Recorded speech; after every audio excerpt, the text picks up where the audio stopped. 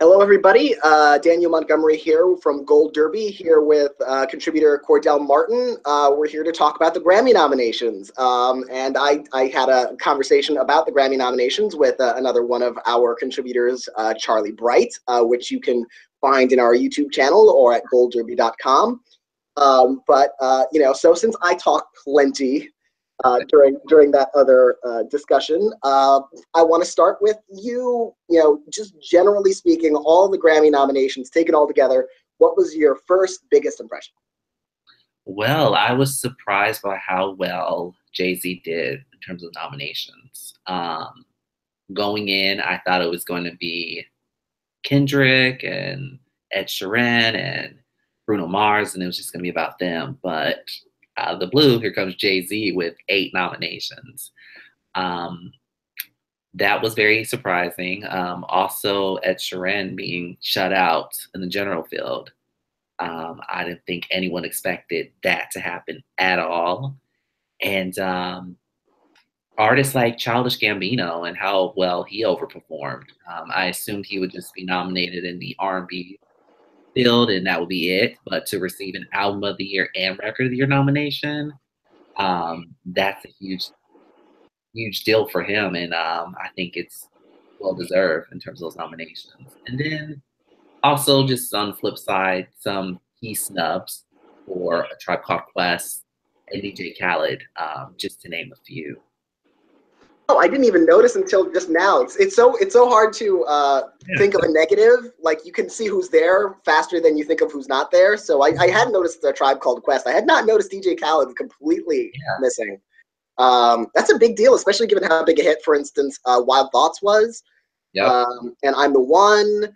You think he would have popped up somewhere, rap song or rap album, pop duo group, that kind of thing. Nothing. Wow. And I noticed the same thing about Katy Perry. Katy Perry's also nowhere to be found, although that's not as big a surprise. Exactly. Well, let's talk a bit about Childish Gambino for a second. How much of that do you think was the Atlanta effect, where Donald Glover has just really kind of exploded in the entire entertainment field? This is not his first album. He's put out a couple albums before, more rap focused than this one's more R&B focused. And he's been nominated at the Grammys before, but of course, never in the general field, never to this extent. So what do you attribute that to? I think it's just a plethora of a couple of things. First off, Redbone is a great track. It's well written, well produced. It has a throwback vibe to George Clinton and the funk artists in the 70s. And then also to your point with his success with Atlanta, and then also with the track being played on shows like Dear White People and Get Out. So a lot of people were familiar with the track. It did really well on the Billboard charts. And I just think, just his respect in the industry, they felt that they wanted to give him a pat on the back and shower him with some nominations. So, do you think he can win record or song or record or album? I think these signal certainly that he'll probably win at least a couple in the R&B field. But do you think he could actually win the top 2? I think it was just more of a career nomination in the general field. Just like, great job. We see you. Here's your nominations. If Redbone was a bigger hit, if it would have been top 10 or number 1, I would probably take it more seriously. In terms of Album of the Year, I think that's just his nomination is his reward. I think that Bruno or Kendrick or even Jay have a better shot at that. Yeah, and with Ed Sheeran out of Album of the Year unexpectedly, I mentioned to Charlie that I think the nominating committee thought, we don't want to give the voters an Adele, who will inevitably win over Kendrick Lamar, and everyone will be mad at us again. So they're like, let's just take him out across the board of the general field. He did get 2 nominations in the pop field. With him out, who then do you think takes Album of the Year? Looking at the nominees, I would say probably Bruno has the best shot. Bruno checks all the boxes. He's loved across the board amongst different ethnic groups, different genders, different age groups. And then he's the safest choice out of the five. I mean, you could say Lorde could also because she kind of stands out of the nominees, but the fact that she only received one nomination for her album shows that the voters really weren't feeling her outside of just her Album of the Year nomination. And also, one thing to note, Bruno also received a Best Engineered Album nomination, which I did notice that. yeah, which a lot of recent winners in Album of the Year, like Beck and I believe Arcade Fire, if I'm not mistaken, also received Best Engineered Album nominations and or wins to go along with their Album of the Year win. So something to note and something to look out for Bruno. Yeah, it's interesting. I think I'm predicting Bruno Mars at the moment also, and it's almost kind of by default because it's like, okay, what do the Grammys usually like? They don't usually like rap. I mean, they did award Outkast that one time, literally 14 years ago, but that's it in terms of rap artists winning Album of the Year. Lauryn Hill had rap on Miseducation of Lauryn Hill. That was R&B, hip hop kind of a fusion there, but that's pretty much all she wrote for rap. And so now you've got two rap albums splitting the vote, potentially Kendrick Lamar, who seemed like a potential frontrunner before, and Jay-Z. Someone said in the forums, so I'm going to quote them a little provocatively, but I actually don't think it's necessarily wrong, that when you don't give, when you take away the white artists that the voters would have gravitated towards, the voters will then just vote for the whitest of the not white artists. And so Bruno Mars is the most pop friendly, the most adult contemporary friendly of this field, other than maybe Lorde. But as you said, she doesn't really have a lot of, or any other support elsewhere. So it doesn't signal that they're really going to go her way. So it really does look like Bruno Mars to me, which is interesting because it's the, Metacritic wise, it's the least acclaimed of these five albums.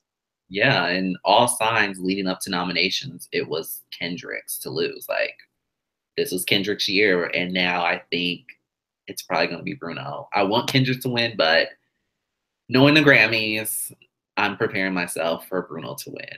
So. Now, talk a little bit more about Tribe Called Quest. You mentioned their snub. I believe you were predicting them for an Album of the Year nomination to get that second rap slot along with Kendrick Lamar. I thought that was possible. I wasn't predicting it to happen, but I also thought they would, regardless of what happened in the general field, they would get into rap album. And I don't believe that happened either. So what do you make of that? I mean, I think one of two things. Had Jay-Z not been a factor, I'm pretty sure they would have gotten a general field nomination, whether for Song of the Year for We the People or an Album of the Year nomination. I think Jay-Z kind of stole their thunder in that sense. And then also with the rap field, what's interesting this year is that they actually had a panel to determine the nominees, as opposed to previous years. Now, in past years, A Tribe Called Quest probably would have gotten a few nominations, just how they gravitate towards more of the veteran hip hop acts. But this year with the rap panel, I think they wanted to make sure that there was a mixture of the up and coming rappers like Cardi B, Amigos, and Rhapsody, and then also the veteran acts like the Kendricks and Jay-Z's. So I think with them trying to find that balance, a lot of artists like Common, like A Tribe Called Quest, DJ Khaled, got left behind. So, which sucks because it's their last album, and I really wanted them to get that last recognition. But and especially after last year, they had one of the big Grammy moments of the entire ceremony. Them performing with Busta Rhymes was one of the most acclaimed performances of the telecast last year. So I would think, I would have thought easily they get in at least as a nominee for rap album. So I too was very, very surprised by that. I had them, as probably they would have been in my top 10 among likely contenders for Album of the Year. mm-hmm. So that was a big surprise. Well, what's interesting, one rap artist who's missing, of course, deliberately so on his part, is Drake.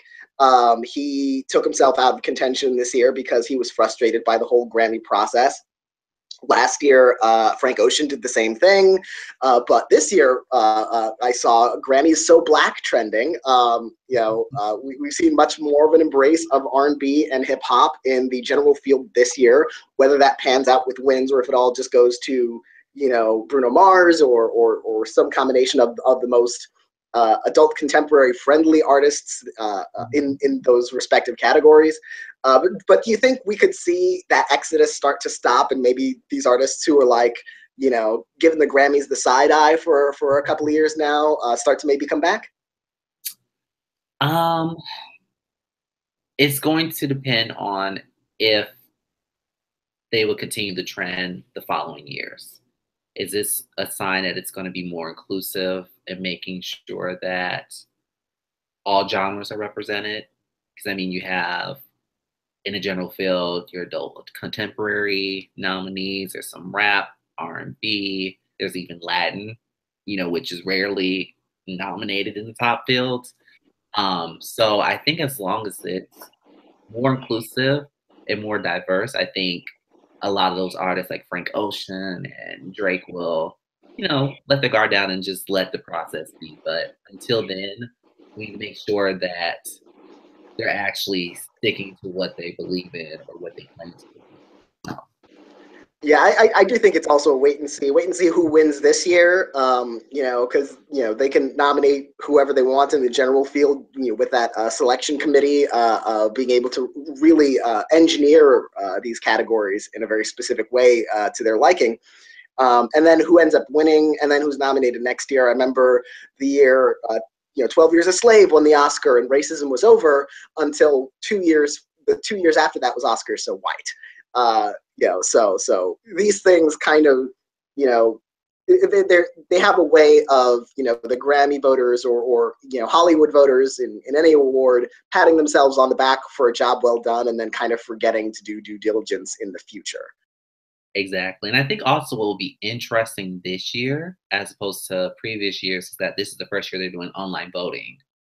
So this allows more of the younger artists to participate, because previously it was just you mail your ballots, and traditionally in any form of voting, older people tend to vote regardless. And so that's why you got a lot of the conservative middle of the road acts winning, because of who was the main, target voting. So I think now that the pool is wide open to voters, we might see more of the newer, fresher contemporary artists winning in those bigger fields. It's interesting because you have an award like the Video Music Awards, which are online voted, and the American Music Awards, which are online voted. Of course, those are fan, Oh, audience votes and not an industry specific vote, which changes things. But you had Kendrick Lamar win the top award at the VMAs, and Bruno Mars win the top award at the AMAs. So I wonder if the Grammy voters, now that they're voting online and you might get more of the younger membership participating in the process, I wonder which way they might skew, or if they just go a third way entirely. exactly. Should be very interesting.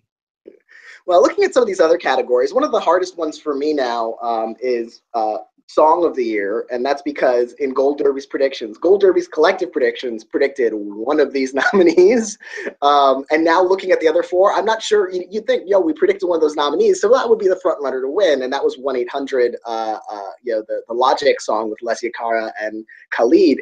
I'm not sure that wins though. So, what do you make of Song of the Year? You got Despacito, you've got 444 by Jay-Z, Issues by Julia Michaels. That was a big surprise too. 1-800 and That's What I Like by Bruno Mars. So, what do you make of that category?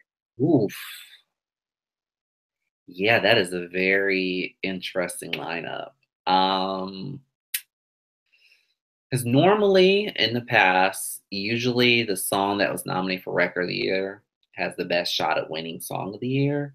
And I And the will, only one is Despacito in this case. yes. What about Jay-Z? Is he Uh, nominated for two different songs or? two different. He and Bruno Mars are in both categories for two different songs. Okay, okay.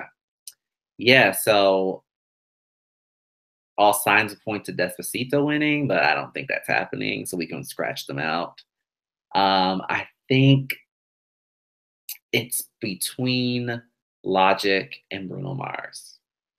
I think Bruno Mars, just because he's well liked in the industry. That's why I like is the biggest hit. Well, not the biggest hit, but one of the bigger hits out of the bunch. And people respect him as an artist. So I think you can't deny that as a potential win for him. And then Logic song, with just what's going on in the world today, and it touched on a very taboo subject that a lot of people don't like to talk about. And the fact that he brought that to light and really made it his mission to really talk about it. I think maybe the Grammys might want to be hip and might want to take a stance and say, "Hey, we are here to support, people battling through depression or whatnot, and this is our way to recognize that and put it on the platform." So maybe, or they could give it to Jay Z, and say, "Hey, you're not winning record of the year, or album of the year, so here's song of the year." Yeah, I sort of just go by defaults in certain cases like this. I sort of, in record and song, I'm just like, okay, they're not going to go with the rap song, so cross it. They never have before, and there's a first time for everything. Obviously, as I mentioned before, Outkast was the first rap album to win, and there was a first. So it can and will probably happen at some point. But it's one of those I'll believe it when I see it kind of things. So I kind of instantly kind of cross out 444 and 1-800. Despacito, the fact that most of the voting, the voting audience, it's Spanish is not going to be their first language. I'm gonna say that's probably not going to happen. I actually think the Song of the Year nomination is more indicative of its strength potentially for Record of the Year. So like I think I just all those factors. I sort of think that's what I like. That's what I like. Might take it by default. It's a more traditional kind of composition that voters might like from someone they like across the board. Album of the year, record of the year. I think if he had submitted, that's what I like for record of the year instead of 24 Karat Magic. That probably would have been nominated too. That's where I'm going with that. But that's a toughie for me right now. Yes, it really is. Now I know you follow R&B categories more closely than I do, certainly. So what struck out for you there? What really stuck out? Um, let's see. I would say that it was pretty much on par what I was predicting. Like I predicted Bruno to do really well, Childish Gambino as well. SZA did extremely well. All three of them received performance nominations, album nominations, and R&B song nominations. Um, but the interesting thing is just trying to figure out who wins in what category. One thing that I've noticed in the past couple of years since the restructuring of all the categories is that not one particular artist, excuse me, swept the entire field. So usually won 2 out of 3 nominations, like a song, an album, or performance and song. So based on that logic, I'm thinking Bruno will probably win 2, possibly, and Josh Gambino will win 2. As to what categories, I don't know, but I know they'll probably win 2. But then also there's surprises in that category, and I think the surprise will probably be an R&B performance. And the person I'm predicting and I'm hoping is Lettucey. She received 3 nominations. She's a former Best New Artist nominee. She's been consistently nominated since her Best New Artist nomination. And I feel that she might be like the Layla Hathaway, that under the radar R&B artist who's paid their dues, and the Grammys finally give them their award. So I think if there's an upset, look out for her in R&B performance. Do you think SZA wins anything in the R&B field, or she's just going to get stuck between Bruno Mars and Childish Gambino and Lettucey? I think her best shot is urban album. I think Childish Gambino song Redbone is bigger than the album. So I think the voters will probably reward him an R&B song and traditional R&B performance, and probably go with SZA. I think that category and the Best New Artist are her best shots at winning this year. Yeah, do you think she's going to win Best New Artist, or like I have Alessia Cara? I think the conventional wisdom says Alessia Cara. She was the front runner before the nominations were announced, and she got enough nominations, I'd say, to justify a position as a front runner in that category. I think it's between them two. To your point, they have about the same amount. I think SZA might have just one more nomination than Alicia. The thing with SZA is that right now her star is just continuing to rise. Her latest single, The Weekend, went platinum.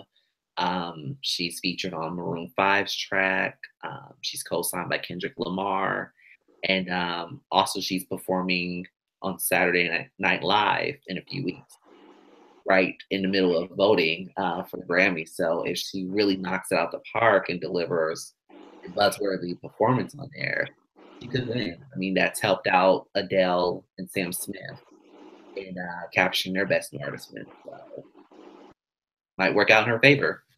Yeah, and it certainly wouldn't be a surprise given how much she was embraced, given the acclaim for that. And certainly an SNL bump would be a huge deal for her at this period, not just to give her exposure, but to signal, because SNL, it's on 22 times a year.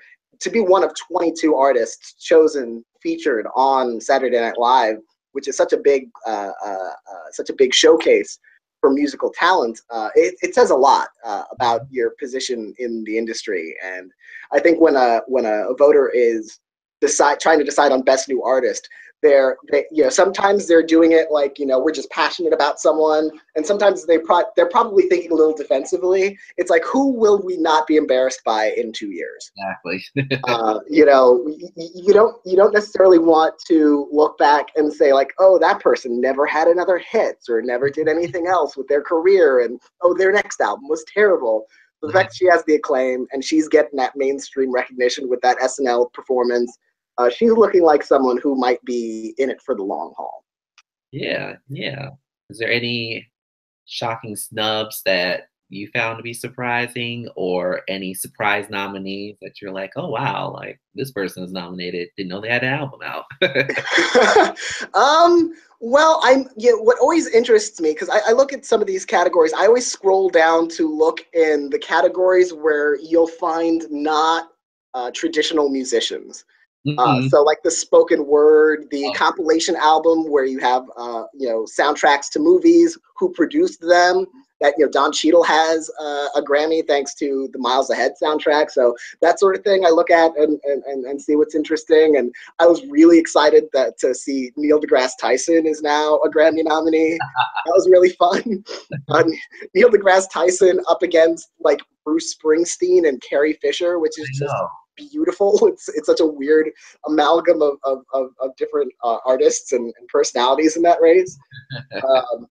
So I was interested in to see the musical theater category, to see who was included as principal soloists. So I think Come From Away had several, but Hello Dolly and Dear Evan Hansen, surprisingly, only one principal. They only put in Ben Platt for Evan Hansen and Bette Midler for Hello Dolly. I would have thought Bette Midler and maybe David Hyde Pierce. I don't know why they were so restrictive on those two. And they might actually make revisions to that, because I know last year when The Color Purple was nominated, they only listed Cynthia Erivo and Jennifer Hudson at first, and then they later added Danielle Brooks too. So that might be a case where once they actually listen to the album, they might add those names as well. So yeah, and I look back at something like Hamilton, which won, and they had like 10 principal soloists, which I guess is fair because the Hamilton soundtrack is like 17 hours long. So if you take everyone's individual contributions on that album, they could probably fill a whole album of their own. So that's that was fair, I think. And also I'm really happy that people that I admire just generally, like Renee Elise Goldsberry and Jonathan Groff, are Grammy winners. That's really satisfying for me. And elsewhere, actually, one of the nominations that excited me the most was Amy Mann. She's nominated for Best Folk Album for Mental Illness, which is an album I loved. And she's an artist who is incredibly well respected, incredibly acclaimed, like usually nominated. Like she'll usually get into like the folk or Americana or wherever she ends up submitting. but she rarely wins. Like she only has one Grammy, and it's not even for music. It was for like recording package on one of her albums. Oh Uh, wow. yeah. So, and she was one of like the art directors on it. So she ended up winning as a Grammy as an art director. She's never won as a singer or a songwriter. So I'm hoping she wins that one. But I look at that one, that category, and some of those lower categories in the genre categories usually go to the most recognizable, prestigious name. And normally I would think she would have that wrapped up, and then I look down, it's like Cat Stevens. Damn. Oh yeah. She might have hit a buzzsaw with that one. She might just miss out to that one. Um, yeah, but I'm very happy for Amy Mann. I really love her music, and also interesting to see. Actually, I wrote an article about this. Alison Krauss nominated twice. She didn't do great for her latest album, Windy City, but she got a country solo nomination and an American Roots performance nomination. And she has won, when nominated, 67.5% of the time.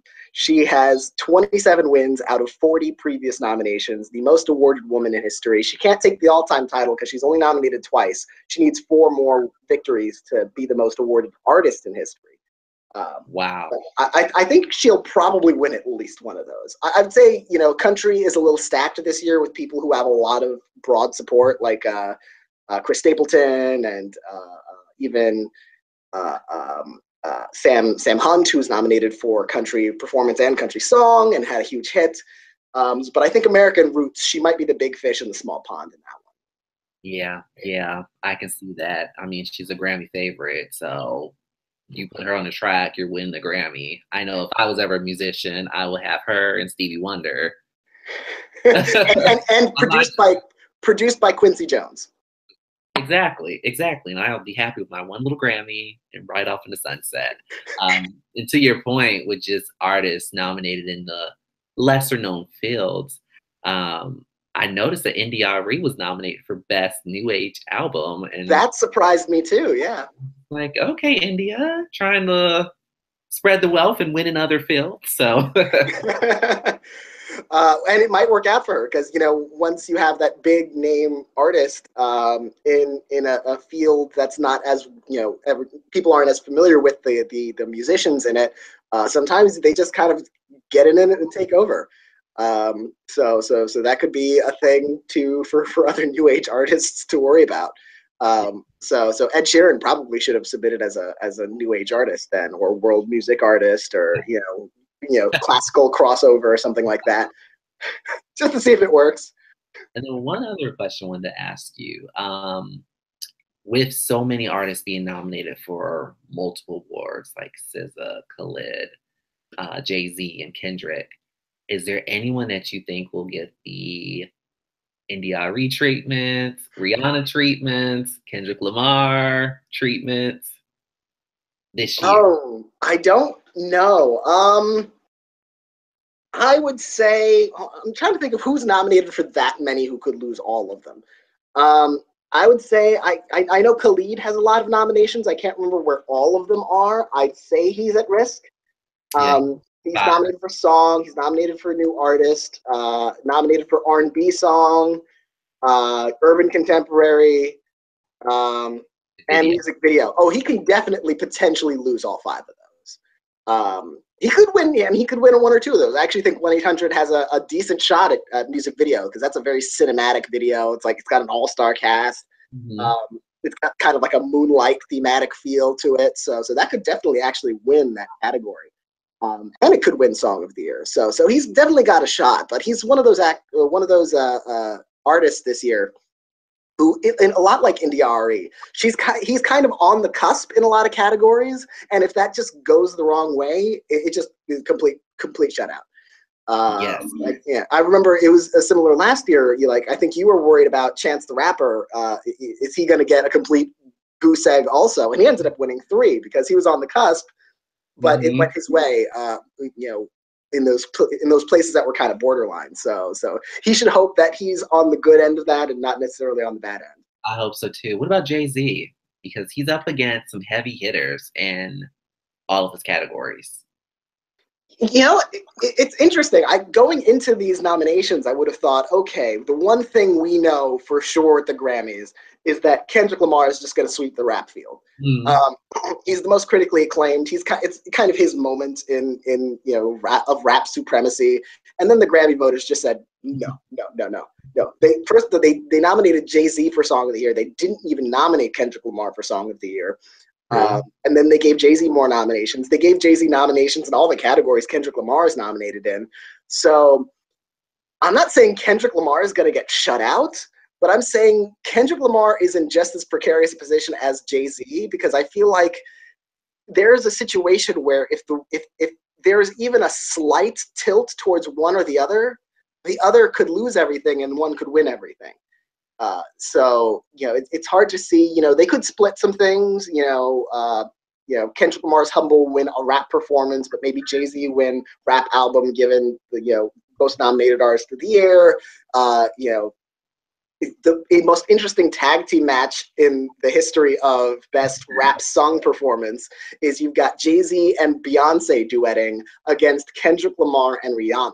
And first of all, I think I mentioned this in Facebook Messenger when we were talking. I just want that as like a rap battle on stage, because that will just be the best Grammy performance in history, to have those four artists going kind of back and forth, taking in the spotlight. That would just be amazing, and they need to make that happen. And also watch out Alison Krauss, because Beyonce having that nomination, she's at 22 wins. If she wins this, she'll get up to 23. So she's already starting to catch up to Alison Krauss in the total for female artists. So she's like, there are like 15 or 20 artists who have won 20 or more Grammys, and only 2 of them are women. And it's Beyonce and Alison Krauss. So Beyonce's in her 30s. Like she's on her way to getting more and more and more Grammys, especially if the outrage over her not winning Lemonade finally catches up and the Grammys decide one year. It's like, okay, here, have all the things, have all the Grammys. Exactly. And then they'll be like, okay, here's all your Grammys. We're over you until you're like 60. So yeah. Until she does the Robert Plant style duet album with Alison Krauss. Oh gosh. See, Beyonce, if you want one album of the year, we're helping you out.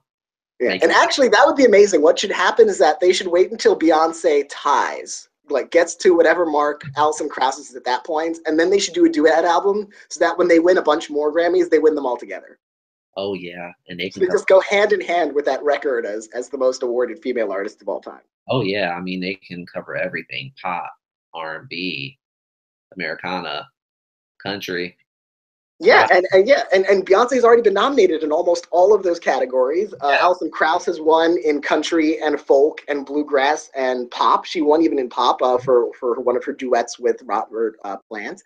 Beyonce was nominated in rock and pop and R&B. She could have been nominated for country for Daddy Lessons, which I think is legitimately great country song on Lemonade. And she performed with the Dixie Chicks at the CMAs that year. So yeah, she could hang in country, and I think Alison Krauss could hang in just about anything she wants to also.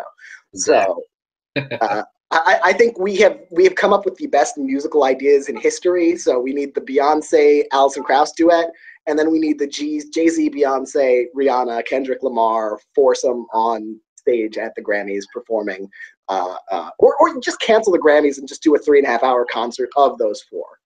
Yeah, I agree.